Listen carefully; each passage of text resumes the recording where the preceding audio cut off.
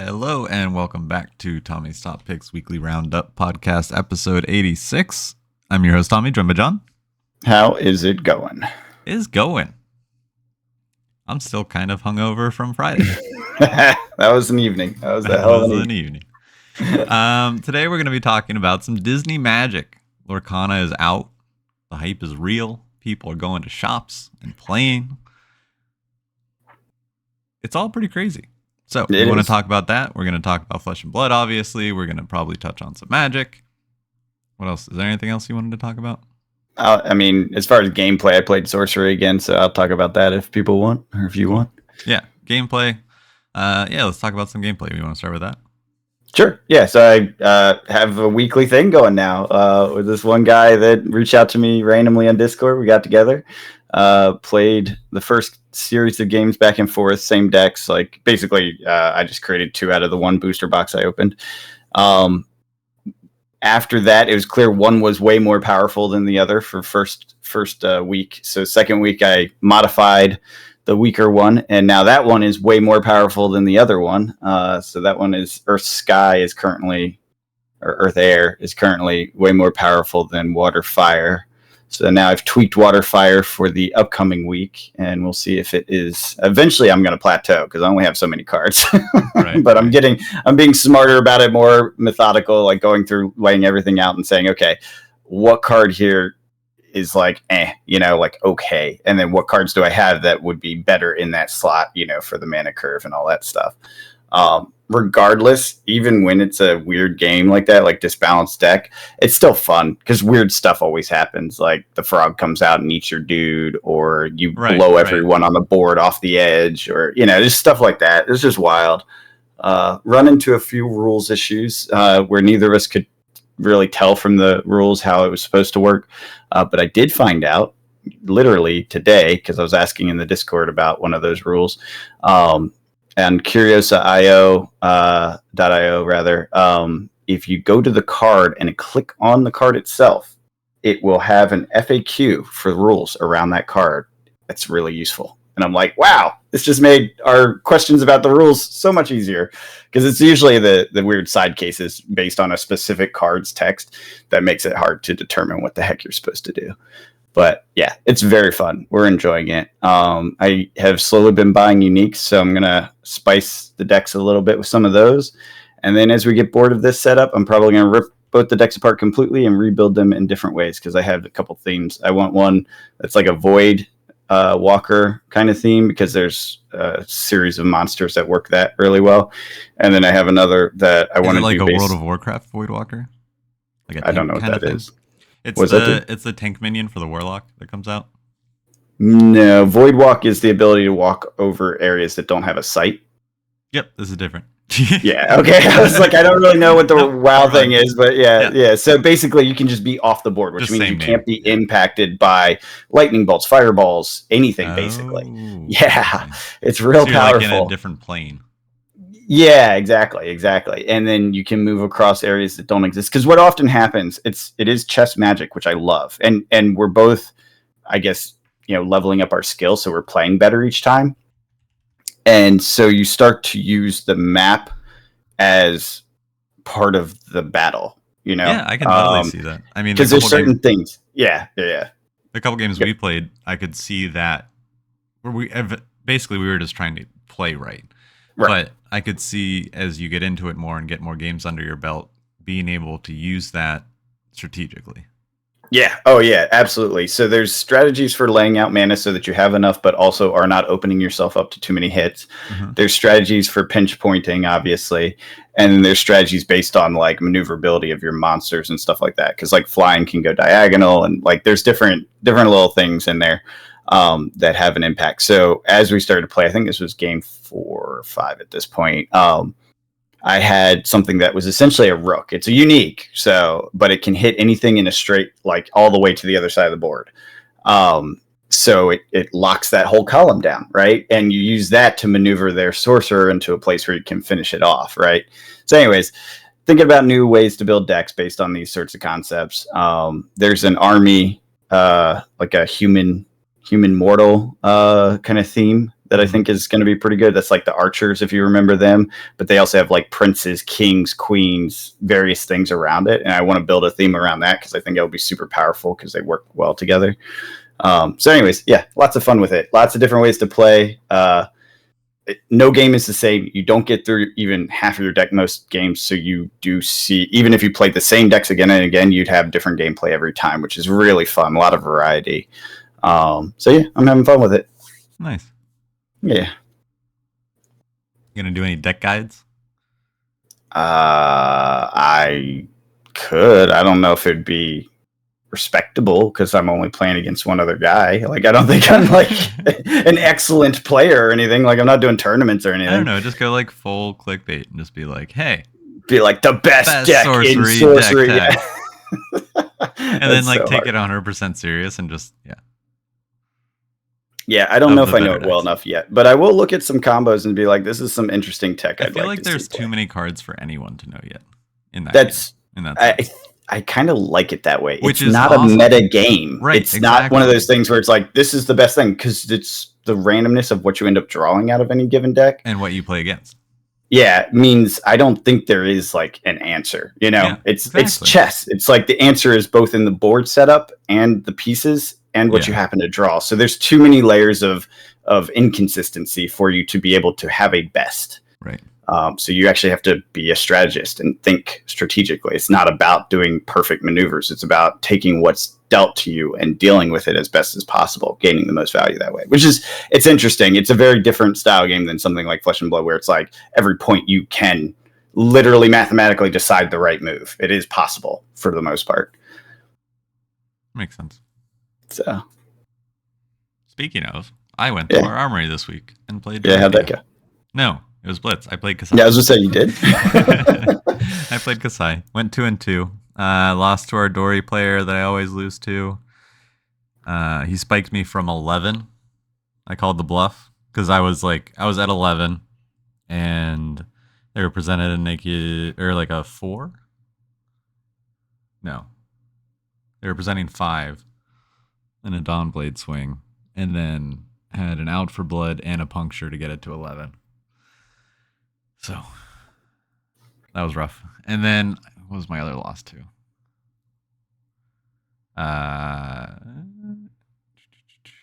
Emperor. Man, I still haven't figured that one out. You lost to Emperor? Yeah. Interesting. Yeah. What did it play? Like, how did it play? Very Kano-y. Really? Yeah. I would have thought they were doing the sword stuff. Okay. No. It's because the threat of boots and the 3 from the staff is just so scary in Blitz, because you can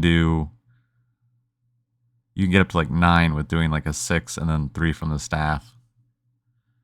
I guess in Blitz that's a big deal. It's like half your life. Yeah. Makes sense. Interesting. And I was even playing 3AB, but like because you don't really gain the value from Valiant Dynamos and the other things. Even though he does play some like Snatch and Scar for Scar and like the good and Ravenous Rabble and like the good generic red attacks.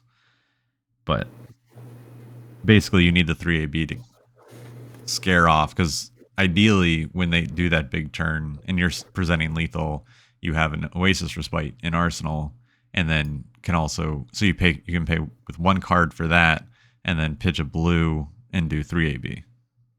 And then got it. If you pitch a blue for the other one, then you can block 2 of the staff.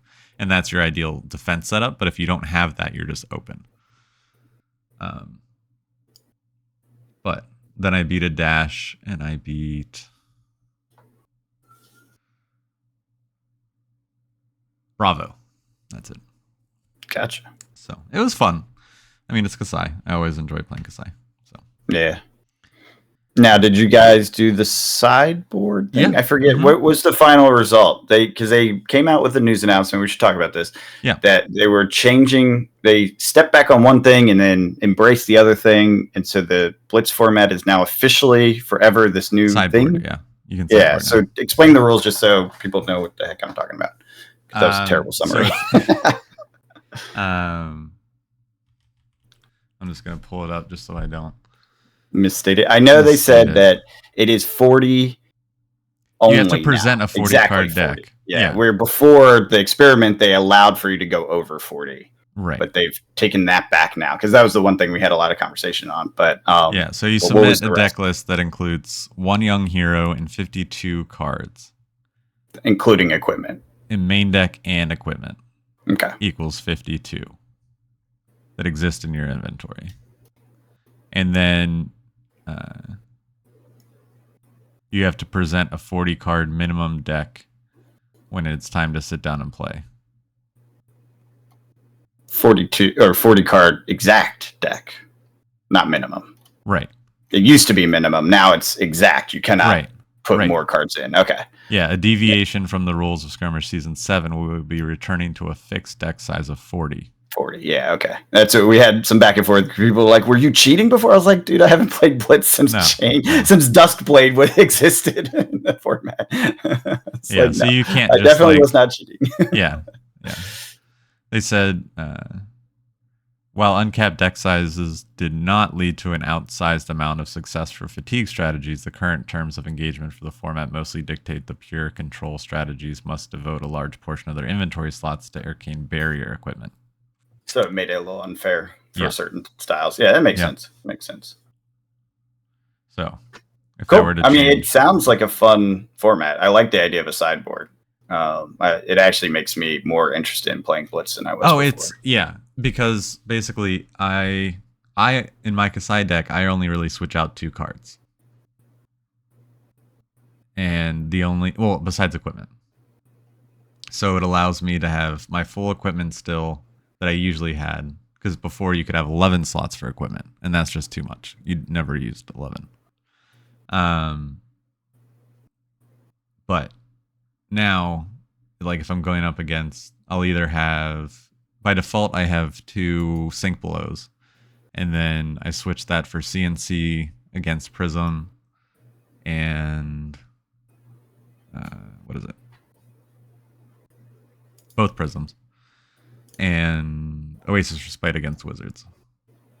Mm-hmm. That makes sense. And that's really about it, because Sync Below is just useful and everything else, and it allows you to hand correct, which is really important in Kasai, because you can just have some really bad 3-card hands. Yeah, I don't know what I'd play into Blitz with this format, but I like the idea of having a little flexibility, because I felt like that was one of the things that I didn't like. And now you got to remember, I haven't played Blitz in a long time. It has changed drastically since I played, so his opinion is highly outdated. But just because the number of heroes made it change since then. But when I was playing, it felt like there was really the one way to play, the one way to gain value, and it was only a few decks that were really fast and capable of dishing death in 2 to 3 turns, sort of thing. I feel like it's changed quite a bit since then. I think it's the best Flesh and Blood format. For sure. Like before, I used to jokingly say that, just because you really think Blitz is the best. I do. Whoa, that's a hot take. I think it is the most healthy format in the game. Whoa.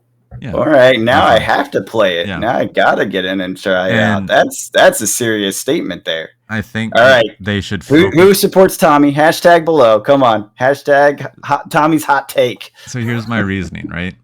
Like, 1, there's a ton more heroes. 2, yeah, I like that. I do like that. 2, this is a game meant to be played in the flesh and blood.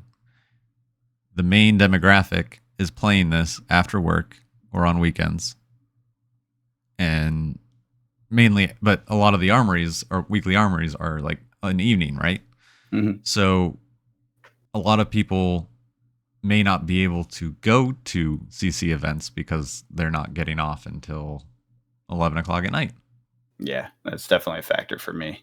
And then, but if you know that you're going to be done in 2 hours with 4 games of Blitz, that's a lot more digestible and able to be done in an evening. You know what I mean? And still keep regular sleep patterns. Yeah. Interesting. And so it opens the door to more people. Now, which are this there game still is broken decks? No. Like the ones that are just the best and painfully good? I don't think so. I know Kano's still up there, right? Kano's up there, but you can point at Kano, you can point at Old Prism, you can point at Kasai, you can point at Kasai was Benji, one too. You can point at Dorinthia, you can point at. I mean, I think honestly, the Emperor is viable. Like the Emperor is good. Yeah, I think the Emperor may just become viable as people have figured it out. Because for the longest time, it wasn't that it didn't have the tools; it was no one knew how to build it. You know, right? And because there are so many good decks, there are so many dark horse decks that are good into 70% of the field. Yeah, that's the key. You have enough people there, and you just don't know what you're up against. Exactly. Yeah, that's fun. I like it. Yeah. Is Volda good enough yet? Is she top tier? I haven't seen Volda. But I see Bravo. I see Bravo. Yeah, you see. That was the last Blitz I played. I forgot. I had played. Well, oh wait, Volda was Everfast. After, so yeah, it was just after. Just after. You're right. I forgot. I did play Volda for a little bit. Yeah. Okay. But yeah, no, I think it's just. I think it fits the scene and will be healthier for the scene to grow if they put more of a focus on Blitz. And then I think a lot of the negativity in Blitz from the competitive scene was from no sideboard. Yeah, I agree. And so because it felt random. Right. So what they are doing, and it also just like if I basically at the beginning of the night I had to choose, do I want my sink belows or do I risk going up against the wizard? Yeah. It's all luck as to who you draw as your opponent. Yeah, which feels bad. Exactly. Yes. Yeah. So the sideboard helps alleviate that. Yes. Love it. Absolutely. And then it puts it on you for how much you value those sideboarding slots. Because there aren't many.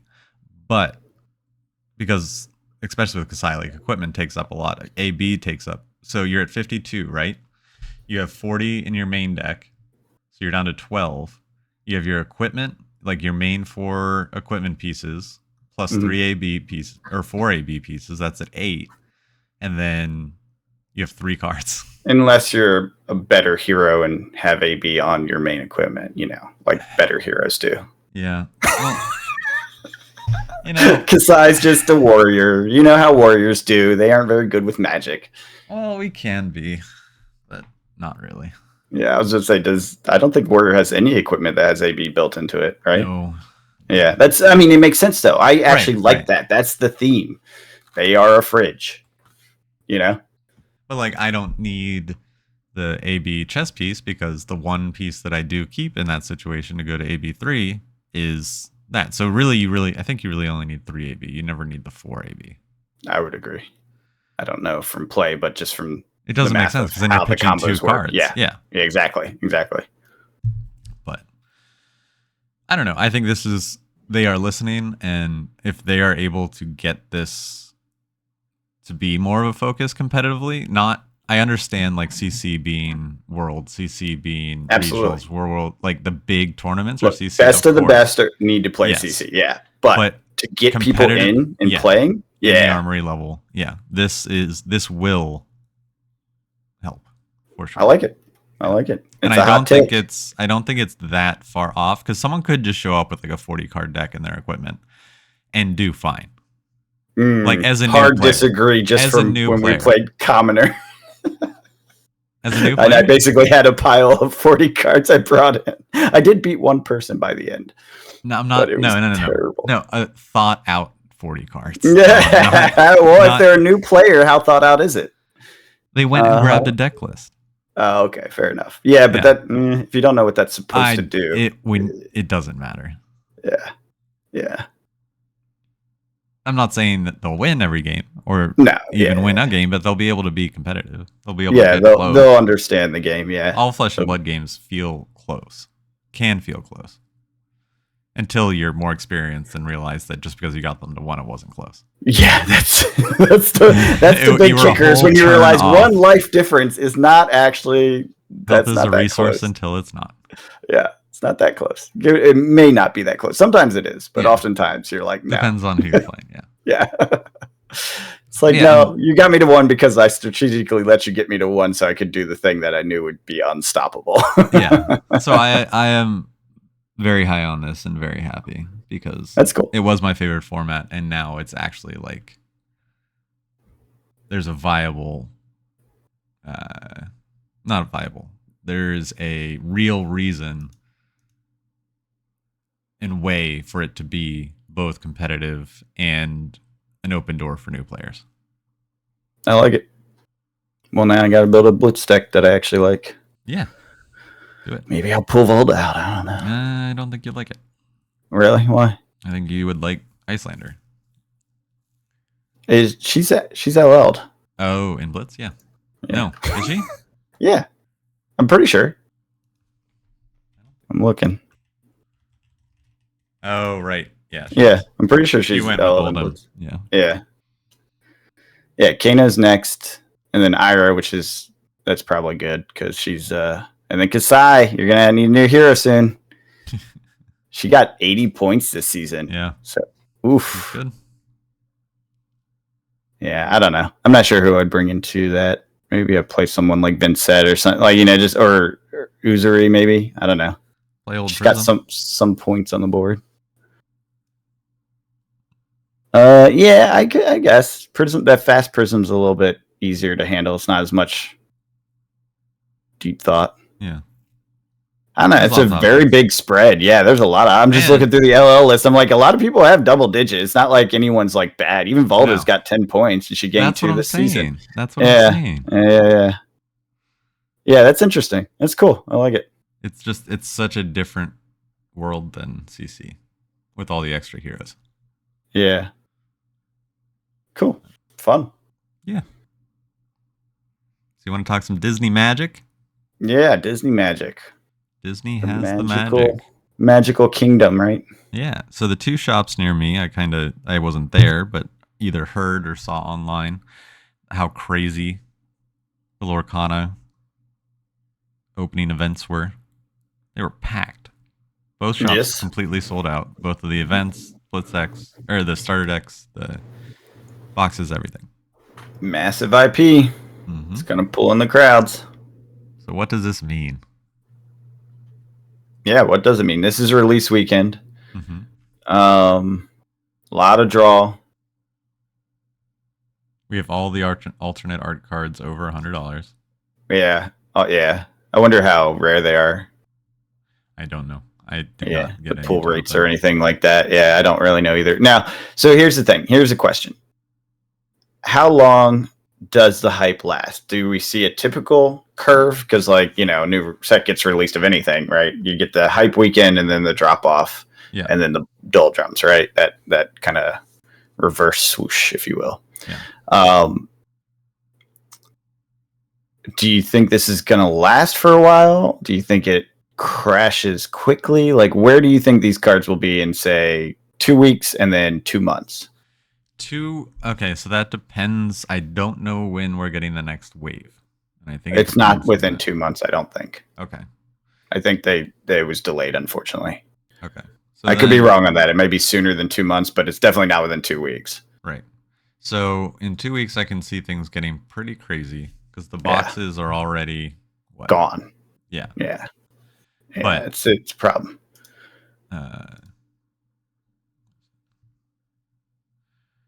Yeah, like a case of 4 is going for $1,500. Yeah, that's crazy. A box is going for $294. Also crazy. It is coming down. If you look at the chart, it looks like it's coming down from exactly weekday or release day. Yeah. Or I guess the day before release day, week before release day. Yeah, week before was the peak. Okay. Yeah. Interesting. But I could see these probably settling around $250 after 2 weeks. Until the next wave comes out? Yeah. And then what happens? Okay, let's say the next wave is then that's 2 months. and like then, whatever that period. Because I think it also depends on, we should have looked to see. So let us know in the comments down below if you know pull rates, but how many of these alternate art cards are you pulling? Is it like 1 a box like Pokemon? Or is it 2? Because 1 a case? 1 a case? 1 every 4 boxes? Because I feel like I'll be able to have a sense of what the pull rate is in about 2 weeks' time just by looking at the market data. Yeah. Because if it crashes precipitously, then we know that they're like 1 or 2 a box, right? Yeah. If it holds in that 1 to 300 range, depending on which one it is, then we're looking at 1 a case, basically. Right. I'm guessing it's like one a box or maybe one every other box, just based on the current price history. Yeah, but we'll see. I mean, it's hard to tell. There's not a lot of data you right have now. those like couple ones that are worth more than the box. It's just because the character, like Elsa. Elsa's worth the most. That's the what a shock. Yeah. What a shock. Elsa's worth the most. Only the biggest Disney movie in the last decade, right? I know so many parents that are like, I hate that song because I've heard it 40,000 times. Yeah. And then you have all the kids love Elsa. You have Belle that's close to the price of a box, but then everything else is about half the price of a box or a third. Yeah. I mean, still crazy. It is. But yeah, I think the collectors are going to hit this hard. And I think the singles are going to dry up, which is going to push the price of the boxes up. Disney's been doing collectibles since before TCGs existed. Yeah. So, yeah, I guess it really depends on how many listings are able to hold of these alternate art cards. I like the giant Tinkerbell. I just saw that one. The alt art. Yeah. She's lifting up the ship. That's fun. All right. Some of these I like. I was saying earlier that the art didn't hit me like other games do. Yeah. But that one got me. That one made me smile. There's not many. I'm not a huge Disney fan, so for me, it's like, I can see people being totally into it though. Oh yeah, absolutely. Disney addicts. Like, I know people that are like, I go on Disney cruises as an adult. Yeah. I think they even have adult only Disney cruises where it's like for people that love Disney, but they also don't want to be with a bunch of kids screaming and being crazy because it's Disney, and that's frequently the way it is, right? Yeah. Like, if that's a demographic, that tells you how broad their reach is, Oh, absolutely. So, yeah, I like the Beast Wolfbane. That one looks cool. Yeah, we will see. I think the next wave, whenever it comes out, again, not sure on the date. I know it's not available on our distro right now, so there's that much I know for a fact. So it means what's out there right now is what's out there for a bit, but we don't know how long that is. But we also know, specifically stated by Disney, that they vastly underestimated the number or the amount of demand. And as soon as they figured that out way back months ago, they turned on the printers. So they have a lot more coming. They specifically made a point to tell people a lot more is coming. Don't lose your minds and pay too much for this. Yeah.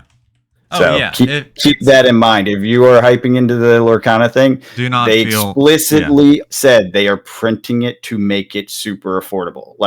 This is from the company itself. This will not be a product that is going to be hard to come by, and that probably includes all these collectible cards. Oh yeah, I can see them being more like $50 as opposed to $100. I think there will be a phase where you see $30-$40 for the disliked ones. Or absolutely, yes, yeah. The princesses will probably always hold up because they are the princesses, Yeah. Iconic, collectible, blah blah blah. But how much will they hold up? Probably half the cost they're at now, right? Like, just be realistic. We've seen this with Flesh and Blood many times, where it's like the Beautiful Angels, like $400 at release, and then it's like $50 in the doldrums. Yeah. I will be keeping an eye out for Emperor's New Grooves alternate art ones. So in future sets, when those come out. Oh, okay. There's Hades. One. They don't have Emperor's New Groove in here. No, they do have Emperor's New Groove cards, just not in the alternate art. Got it. Like Kronk. Give me a Kronk alternate art card. That goes on the shelf for you? That goes like on the shelf behind me. The one that gets seen in the videos. You just like Kronk? Yeah, he's so good. Oh, that's funny. Yeah. I mean, there's so many memes of him that just are classic. Uh-oh. TCG Pro Layer just froze up for me. I can't actually see anything anymore. Bad timing. All right. Well, what other thoughts?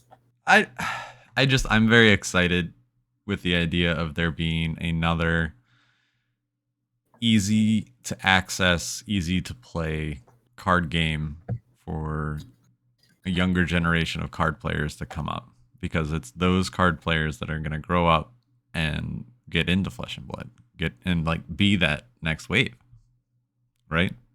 Yeah. Like Flesh and Blood 10 years from now, people learning to play Lorcana now, 10 years, they're going to be looking for something else, right? Yeah, and it will be Magic. You're right. As multiple studies have now shown, every game, including Pokemon, just feeds into Magic eventually.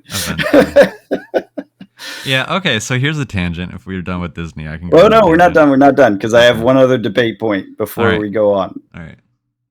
Does this kill Pokemon? No. Does this damage Pokemon? I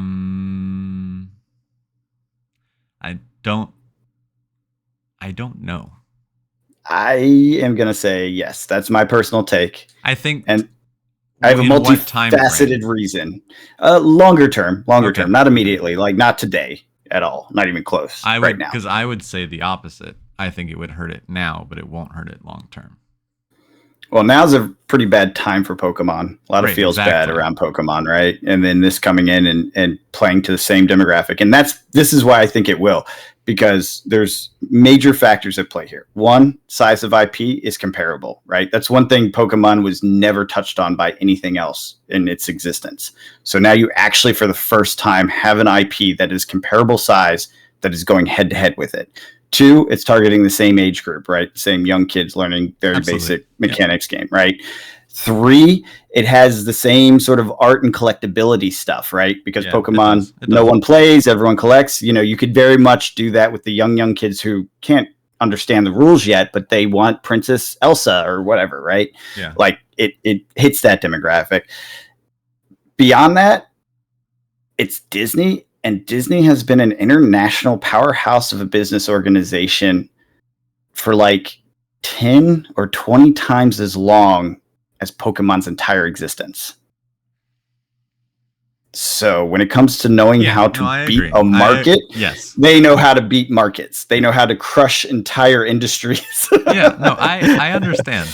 Now, to be fair, we don't know how much Disney is actually directly like pulling levers for Lorcana, because it is a Roethlisberger game. It's a license of the IP. So obviously Disney never lets anything besmirch its IP, right? Like they're very protective. Yeah, they are watching, but I don't know that they're necessarily putting their fingers on any scales yet to make this successful. For them, it's probably the same thing as releasing an Elsa doll, you know, via Mattel. It's like it's a product. If it sells, great. Did it do well? Good.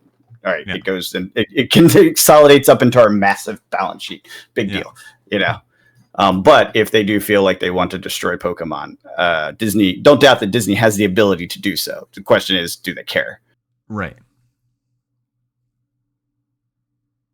Yeah. I'd be very interested. As a kid, I was a Pokemon kid. Mm-hmm. But if there was a Disney one, I think I would just still want Pokemon. Really? Yeah. Why? What made you a Pokemon kid? The show. Right.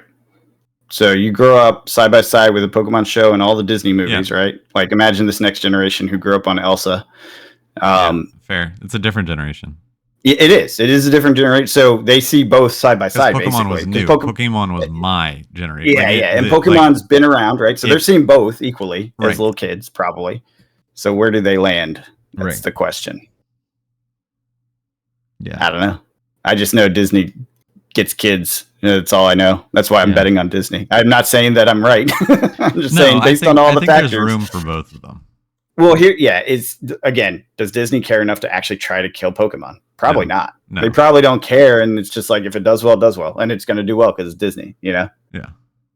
But it is going to be in store shelves at like Target and Walmart and all those places where kids go and get their first Pokemon cards. They don't go to LGS and get their first Pokemon cards. Question for the audience, if you're still listening, which do you vote for in like call it 10 years time, right? X number of years time. Do you think Pokemon or Lorcana is dominant? Hashtag Pokemon, hashtag Lorcana. I want to see what people think. Is Lorcana around in 10 years? It's a very good question. We don't know. Like, we really don't. New TCGs fail all the time, even if they're backed by big IP. We've seen how many Star Wars TCGs fail? And that's huge IP, right? So it happens. It happens for sure. And Pokemon's still around. Yeah, Pokemon's actually the second wave of TCGs. It was the Survivor. You had the 90s wave, MTG was the Survivor, and like 30 failed. And then you had that, I don't know, what is that, late 90s, whenever Pokemon first came out? It was like 97, 98, something like that. That was the second wave of TCGs, and there's a bunch. And Yu-Gi-Oh! Actually was in that time frame too. I think it was a few years later or something like that. But multiple survived from that, actually. Because I think, was it Digimon, Yu-Gi-Oh!, Digimon's Pokemon? Not the same Digimon. It's not? No. What do you mean? What does that mean? It's a different card game. What, I don't know what you mean. Digimon is a different card game? Yeah, so the Digimon that was out when I was younger is not the same card game as the Digimon that is out now. Oh, it died. Digimon, okay, so you're saying it did fail at that point. Okay, gotcha. Thank you. I didn't understand that. I didn't know that because I didn't. Yeah, I wasn't paying attention at that time. Yeah, so the Digimon card game that's out now is actually only a couple years old. Did Yu-Gi-Oh! Was that, or did that have a break too, where it failed? Yu-Gi-Oh! Kept going. Okay, so two basically survived from that era. Yeah. Yu-Gi-Oh! And Pokemon. Okay, interesting.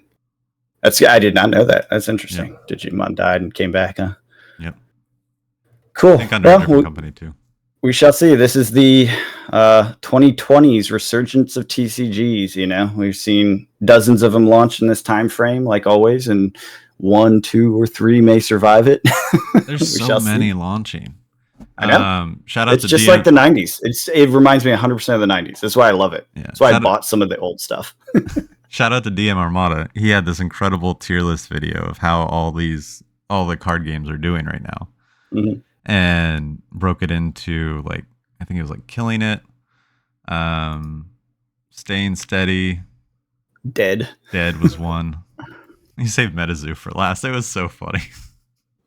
He like left it there and he was like, all right, we're done. No more to do.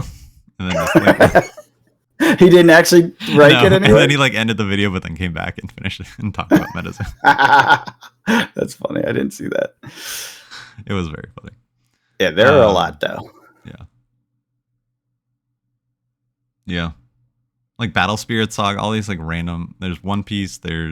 I guess there's another new anime card game coming out again too. All the Dragon Ball card games, Final Fantasy card game. Yeah. Is it Force of Will? I don't know if people play that or if it's just a collectible game. I don't know.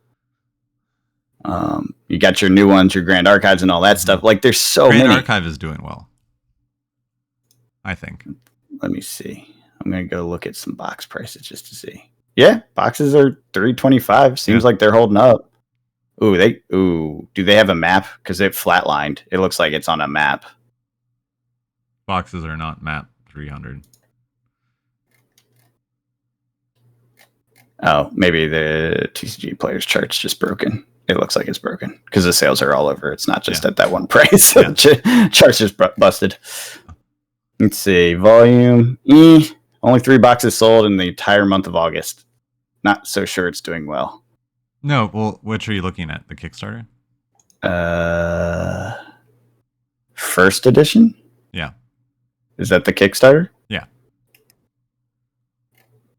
Okay. And then I think it's a different name. Oh, okay. Yeah. Well then, yeah, $83 a box on this. Yeah, that's only a couple of. That's like. Yeah, no, that's reasonable. That's reasonable for like a player's edition. Mm-hmm. It's like a Welcome to Wraithon. Yeah, there's volume. Mm-hmm. Yeah, there's volume. Yeah, July is like tons of volume, and August is pretty good. Not like Magic volume, but it's selling. But we're in the doldrums right before the new set coming out. Yeah, totally. No, it's at a reasonable pace. Okay, cool. Yeah, seems like it's holding up. Yeah, that's cool. I do want to play that again. Yeah. All right, ready for my ramble rant? Yeah, let's go. Okay, so you talked about Magic and how every card game just leads people to Magic. Yep. Every war game, every miniature game leads you to 40K. Hard disagree. Okay. The reason why? I'm not playing 40K still. And I've played a lot of random war games with little miniatures in my time since I played 40K. Yeah. So I've stayed away from it for decades because I don't want to pay all that. Right. No, I get it. But you're also not playing Magic and paying for all that. But it did get me to come back. Like I did recently in the past few years. Right. putting it on the shelf. No, I played in physical card form. Remember, I was going to shops and drafting. But it's a lot before easier. Even Flesh and Blood. There's a lot less time involved in that than wargaming. Exactly my point. Yeah. So they're two different things. But you're trying to say it's the same. No, what I'm saying is Magic is the game that everyone gets drawn to in the card world eventually. Warhammer is the game that everyone gets involved in the tabletop eventually. Which you already did. You did. Yeah, I was going to say, I with that statement, I'm not saying coming back. Yeah. With that statement, see, that's the reason I like the Magic component. Why Magic's a fair bet or a safe bet, because everyone comes back multiple times. They say like average 3 times in their lifetime. Yeah. They'll come back. Not so sure on Warhammer. No, I don't. Yeah. I mean, you're at number 2, right? I'm at number 2. So some people do. Yeah. And honestly, I think it's one of those things where if you get involved as a kid, then you go through a time in your life where you just can't, or it's very difficult, or it has to be like your focus, what you do besides school and work. Because you don't have the space, you don't have the money, you don't have the time, because your interests are in other things. But I just find it funny because I tried to stay away from it for so long, but was interested in tabletop games, right? Now that I have the time, the space, and the funds to be able to get into wargaming again and I was like, all right, well, we'll get back into Warhammer, but we'll ease our way in. We'll do Kill Team. Picked up Kill Team. Then I was like, oh, there's a Star Wars one, Legion. I'll do Legion. All of this just wanting to play 40K, but avoiding it because of knowing what it was. And then, what else? There's the skirmish game that you only need a few models for, and it's Marvel. Right? How many of these did you get? And then, the same company made a skirmish game, but it's Star Wars, Shatterpoint. And now we're back at Warhammer. Did you buy all those games you just listed? Yes. Oh my God, Tommy, a little self-control, sir. Well, this is over 3 years. I know, but still, yourself. I did know thyself. I did get value out of it because I built them and I painted them, and I really enjoyed Which you really like doing. Yeah, that's my favorite part of the hobby. So being able to paint Marvel heroes was really cool. Being able to paint Star Wars heroes is really cool. You don't really care about the game. You just want to paint some models. Exactly. Yeah, fair enough. Okay. And that's what really was able to keep me away from Warhammer, was because of the whole army aspect and the commitment to doing the same color scheme over and over and over and over again. Opposed to, I'm painting Anakin and now I'm painting Darth Maul. Obviously very different colors, very different way of painting. And then, but when, all right, you get everything set up, you're ready to go, you're learning the game, then you need to go find people to play with, right? Mm-hmm. It's really easy to find people to play Warhammer with. Yeah, it's very hard to find people to play the other games with. The other games, yeah, I can see that. My closest to this is X-Wing, and no one plays X-Wing in there. Well, that's not true. There's a few places, but it's not like nearly as big. Warhammer Nights are all over all the game shop calendars. Exactly. X-Wing is not. Right. So that's what I was trying to say, is if you're actually looking to play, which I've now changed my mind and do really want to get involved in playing, Warhammer was the option. Got it. Okay. I can agree with that. All those caveats added into it. Yeah. And changing the exact statement many times is fine. Well, that was the statement I was trying to convey. That was where you're going with it. That's what you meant. Yeah, I get you. Yeah. I agree with that. That makes sense. It is the one where you're going to find people to play and not have to worry about local scene, Yeah. So that's cool. For me, painting was always the thing I hated the most, and I don't like, and nor do I ever want to paint again if I can avoid it. Right, and so then that's like 70% of the hobby. So exactly. Yeah. That's why it's like I don't think I'll ever be drawn back into Warhammer. No. But if I had 2 armies and you were over, you would throw some dice. I could throw some dice. Yes, that's true. If you're like, hey, I need to test this out. Can you just be an opponent? And I'd be like, okay, you're gonna have to teach me some rules, but yes, I can be an opponent that thinks about things and tries to present difficult scenarios for you to overcome. Yeah, totally. The other thing was this new 10th edition. The rules, you don't need the whole book. You can print out a couple pages and you're good. Yeah, I wanted to bring this up when you were like, this is when we were talking about how easy it is to get back into old games and things like that. I was about to say they are moving that direction though. Even though they've never been that in the past, they are moving that direction. You were telling me about this before. Yeah. They're making it way more accessible. Choices. Yeah. Yeah. Which is good. That's how you get people to come back. Yeah. And the onboarding ramp, like that's always just so intimidating. It's like, where do I start? Well, yeah, talk about that, because I don't know if we talked about this on the pod, but you can do the box and then it just slowly builds or whatever. How's that work? Yeah, so I'm part of a slow grow league where we all start with nothing, and then you buy a combat patrol box. They go for about $130, and it's about 500 points for the army. They say they're all balanced. They're not really. And it depends on which army, but a lot of armies will run and use pretty much everything in the combat patrol box. So you have a good army base to start with a diverse group of units, and usually a hero, a champion. And you can then, basically there's separate roles for the combat patrol box, or the combat patrol. It's a whole format. Think of it like the Blitz starter deck. Yeah. That's what I liked when you were telling me about it. I was like, oh, that's smart. You buy this box, and then you always get the paralysis, right? A lot of people, they open the box, they see this bruise, and they're like, wait, I have to pick what weapons I want? But I have never even played. How do I know if I want this one or that one? And then I'm going to spend all this time building it and painting it, and then I realized I picked the wrong one, and then I have to go switch it, because there's the what you see is what you get rules. Not everyone follows them, but you're doing all this work, you want it to be right. But with Combat Patrol, it tells you what to pick.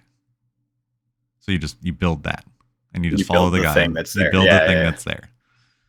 And then that's cool. You can get a couple games in with that, and it's fun and you can play against different groups or like people in your league. And then you take that and you move up to 750 points, so you get like another kit or two. And then you add that to your army, and then we're moving up to 1,000 points a month after that, and then you add another kit or two, and then you're at 1,000 points, and then you're halfway to like 1,000 points is a pretty typical size. That's a good battle. Yeah, 2,000's like the long fight from historically. That was like the big epic battles was 2,000 plus. Yeah, 2,000's the typical like tournament, but I don't plan on being that kind of person. I'm much more of a kitchen table with this. But yeah, I think that price point's very accessible, and the like buy and build and play sort of things, like crack shuffle play. Yeah, it's the easy way in situation. I think that's a very reasonable approach. That's a easy entry point. I was looking at the products at our game shop because I was there waiting for someone for sorcery actually, and so I just like skimmed the aisles and stuff, and I noticed how consolidated the boxes were, right? Like there was the squad, which I think is like a $30 or $40 box or whatever, and then you had the big box, like you're talking about, the 100 and whatever, that had the unit, I don't know what they call it, the little army.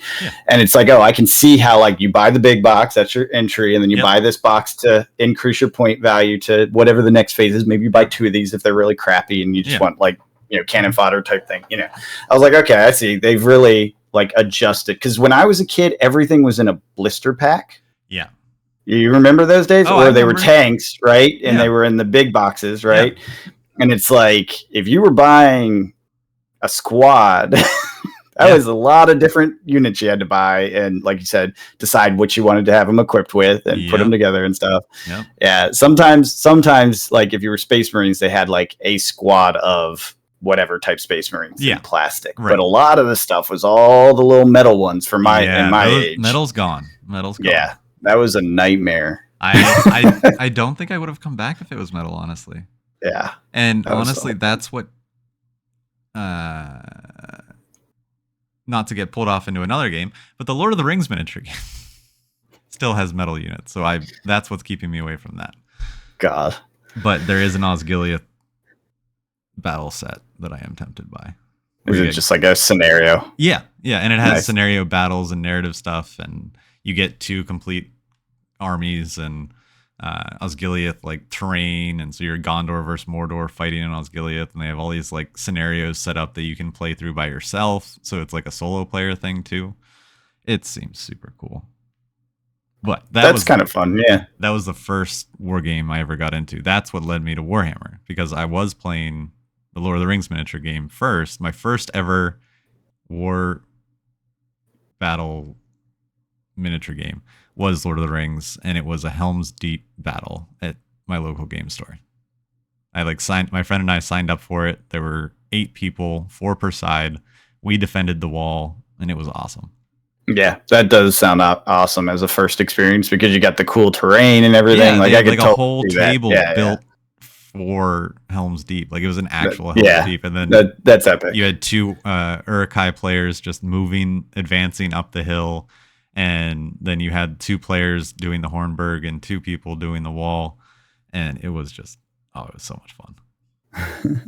It was like 6 or 7 hours or something. It was wild. Oh yeah, that's how those types of things work. Yeah, the scenario fights. Yeah, that's awesome. Yeah, that's cool. That sounds like a good time, and Warhammer can recreate some of that.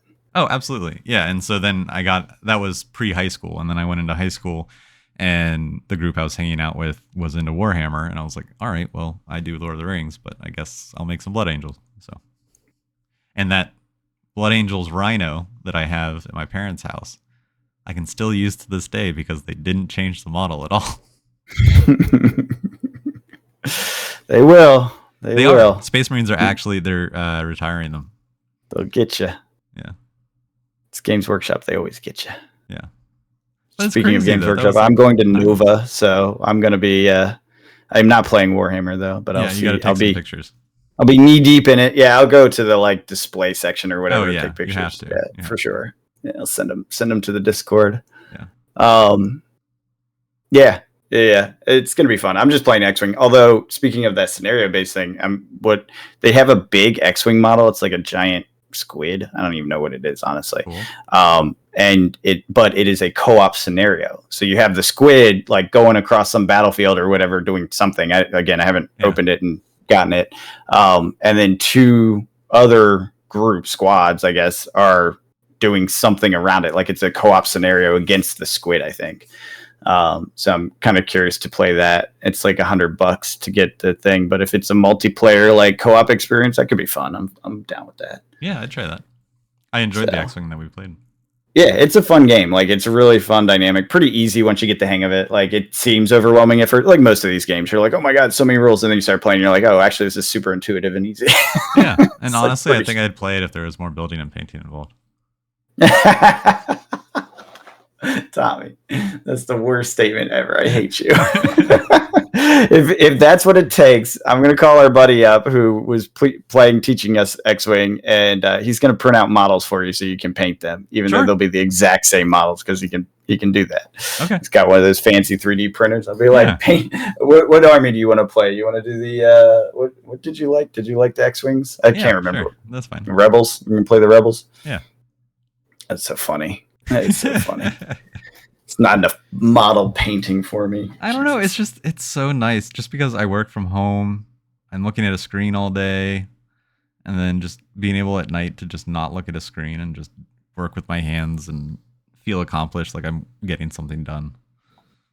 It's fair. There's nothing like that. Those all sound like the right thing to be doing for yourself, you know? Yeah. But if you enjoy it, do it. Yeah, it's fun. Cool. Oh, did I tell you? This is okay. We're just rambling. We're at the ramble phase. Yeah. I did my first attempt at painting an altar. Oh, how'd it go? Reinar. I did record it. So if I manage to get to a completion point, I will post the series eventually. But this will be a while because I'm very bad. I even apologized to you a few times because I think I got what's it called? The Fruling? What's the thing called? Furling. Was it Furling? Yeah. Feral. Yeah. Feral. I was like, I don't. You wrote it to me, but I'd never seen the word before. Yeah. The feral. I did get it wet a few times, and I apologize to you in the video because I'm talking to myself. I was like, sorry, Tommy, I got it red. I got the furling red. I think I even called it a furling. or whatever the heck this thing is called. It's okay. It's like Tommy told me not to do that, but I did it anyways. I didn't mean to. It's not the end of the world if it gets wet. Yeah, the brushes are so tiny though. Right. I got like really detailed ones, and they're so small. It's hard to keep them from getting wet. Yeah. So that's why you actually want really long brushes.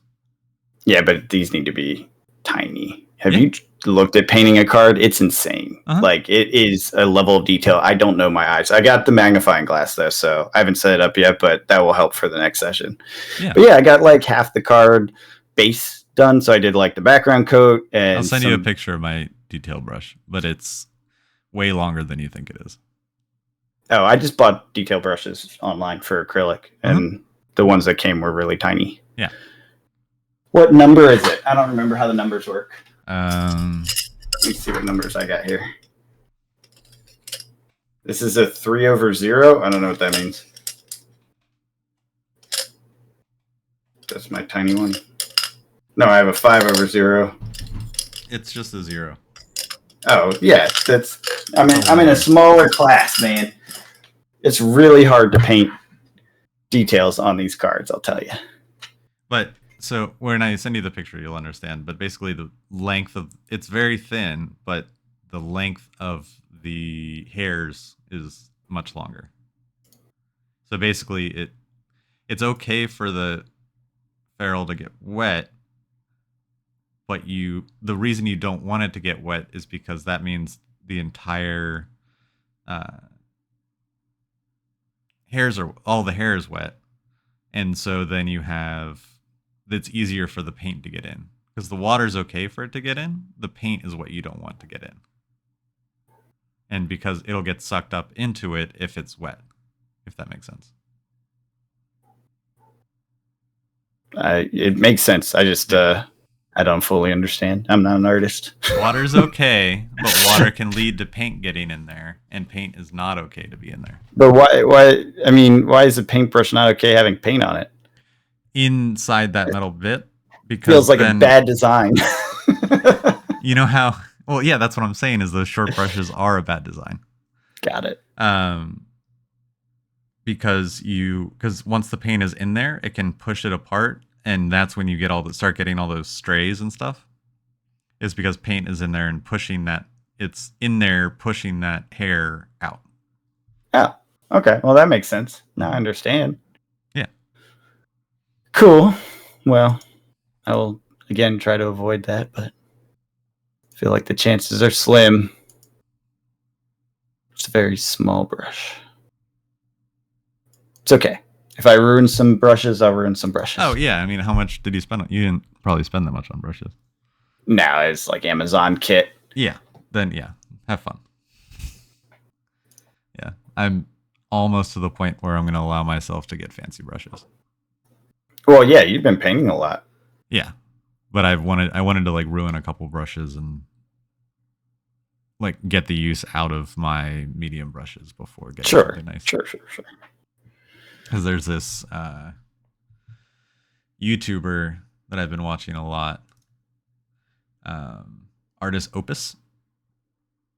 He's very good at painting and just makes everything seem so simple. So even when you go do it, it is more complicated it's harder than he makes it look, but the way he words things and how, like, why to do things and for what reason.